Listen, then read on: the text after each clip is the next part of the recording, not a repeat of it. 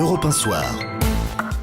Le Monde selon Adler. Bonsoir Alexandre. Bonsoir Nicolas. Europe 1 l'a donc révélé tout à l'heure à 18h. La France détient désormais la preuve de l'utilisation de gaz sarin en Syrie, arme naturellement interdite par toutes les conventions et toutes les règles de la guerre. Laurent Fabius, il y a quelques minutes, a confirmé ces informations, disant que la France avait la certitude et la preuve que ce gaz a été utilisé à plusieurs reprises en Syrie. Alexandre, qu'est-ce que ces déclarations officielles ce soir changent à la donne ?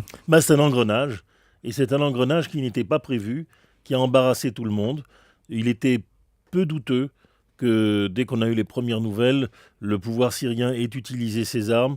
Le prétexte avancé par Barack Obama, selon lequel peut-être c'était des rebelles qui s'étaient emparés d'un stock d'armes chimiques, permettait de gagner du temps, c'est tout ce qu'on voulait. Mais en fait, les services de renseignement étaient à peu près au courant. La publication par Le Monde d'une enquête très fouillée de ces journalistes laissait désormais presque aucun doute. Il a fallu expertiser les échantillons qu'ils ont rapportés et maintenant ça y est. Donc en fait, c'est un engrenage que personne n'a maîtrisé et qui maintenant amène un tournant dans ce conflit. Pourquoi ?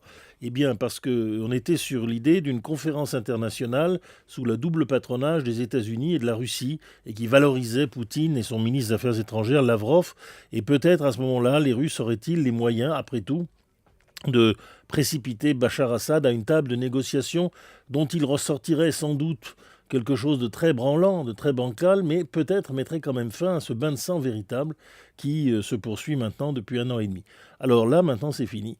Devant l'utilisation de l'arme chimique, il va falloir que les adversaires du pouvoir de Bachar Assad lui lancent un ultimatum qu'il ne respectera pas. Et donc, à ce moment-là, on est devant l'inconnu.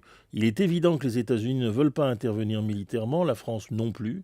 Il est évident aussi que les exactions commises par l'opposition, dans lesquelles des éléments d'Al-Qaïda et des frères musulmans sont nombreux, ont refroidi beaucoup d'enthousiasme, et que les Turcs, en plus aujourd'hui, qui étaient à l'avant-garde du soutien à l'opposition, ont d'autres soucis, bien d'autres soucis.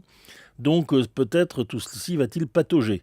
Mais il n'est pas évident, dans l'état actuel des choses, qu'on puisse en rester là.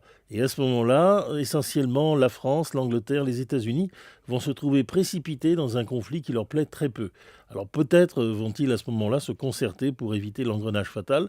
En tout cas, aujourd'hui, c'est une situation extrêmement sérieuse, car autant il était possible de faire semblant